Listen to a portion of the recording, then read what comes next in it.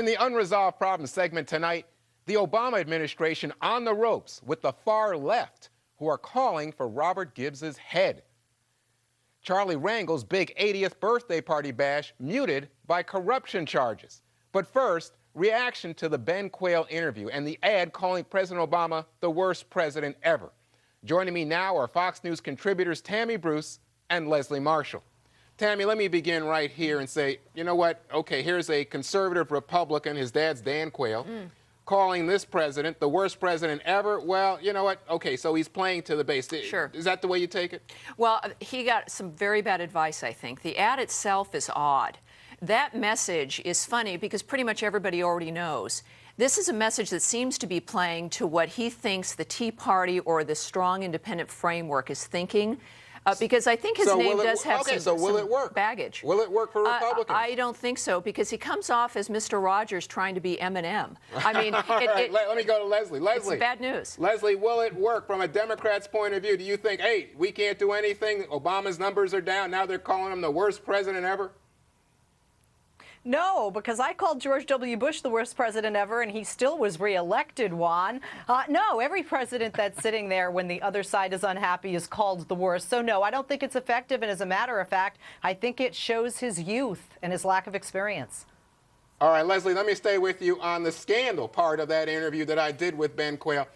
The allegation is that he was involved with this kind of raunchy, scurrilous website that shows kind of, you know, hot women looking for the hottest chick in Scottsdale in the nightclub scene. He says, yeah, he might have posted a few comments.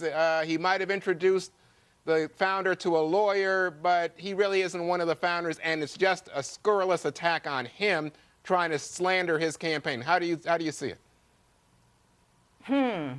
Well, if it walks like a duck and it has, well, no, I think, honestly, as a woman, I think some of the remarks that he has not denied that he posted, even here with you, are sexist. And when this guy's pointing fingers at our president talking about the future, that's not the kind of future I want. And I don't think the constituents looking at this guy, leading them politically or otherwise, I think it's unwise. And I'm very surprised he did that and then said, hey, I'm going to run. Well, Tammy, you're a Republican again. Is this going to cause you concern? I'm an independent, but I'm a feminist. And I'll tell you something. Quayle's name is his worst problem, and that he's a reflection of the past. I think that he's showing a behavior that Americans are rejecting. We're tired of politicians who present one thing and act in another way. So you think he was involved with the website, then? Well, I think that if he's not denying that he put some comments up, et cetera. Look, I mean, people are... people can have a variety of different approaches. The problem is if then you aren't exactly forthcoming about it in public, and that's what Americans are tired of. And those people don't want to be spun, they want the straight. Yeah, that's it. Okay. I mean, whatever it is, just be honest with us. Leslie, let me go back to you now about what's going on with Robert Gibbs, the White House spokesman. You see people saying, I thought Alan Grayson, the congressman from Florida, is pretty amazing. He said, we call him Bozo the spokesman, and he said we think he has to look up to see his shoes. That's how bad he is. And Keith Ellison, the congressman from Minnesota, says maybe he should resign simply because he said, you know what, it's the professional left that's so down on President Obama and hurting the president. So do you agree that Robert Gibbs should resign? I'm not sure that this is an offense where he should resign, to be honest, and I am a liberal Democrat. What I don't think that he has done that is good for the party or at this time with an election in November is further divide some areas where there is division when looking at the president. And I also think in his position, he didn't make his boss look good because it makes the administration look like we can't handle comments even when it comes from within our own party. As a Democrat, I will give it to a Republican when they do something great, and I will also chide a Democrat when they've done something wrong. And that's what I think we need the freedom to do in our parties, because that's what the polls show Americans sick of, just towing the partisan party line, even if we don't agree with it. Yeah, but wait a second, Leslie. You see Republicans holding tight and strong, almost as a unified bloc to try to obstruct and block what President Obama is trying to do. But you're saying on the left, you're not expecting the same kind of behavior. You're free to criticize the president even if it drags down his numbers.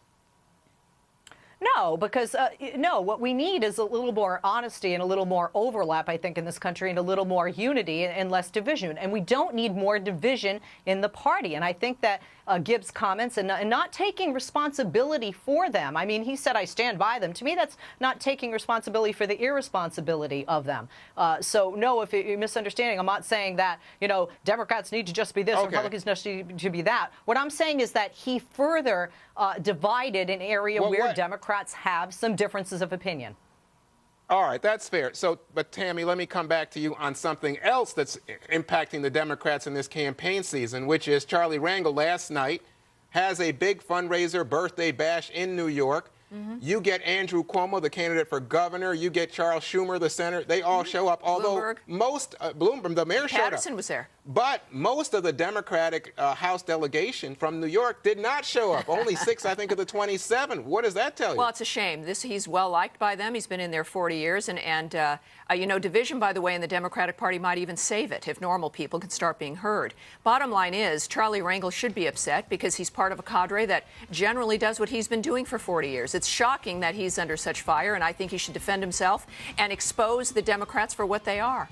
Really? Oh, absolutely. So you think this will play in Republican circles and hurt Democrats? Well, Republicans are all, look, Congress is at 11% approval rating. Everybody's in trouble, and I think it's an exposure of everyone in Congress, all politicians. Rangel is liked, and it's like all of them. I don't think Nancy Pelosi agrees with you. She's worried that it's going to hurt Democrats She's facilitated this, and she's part of the problem. Ladies, thank you very much for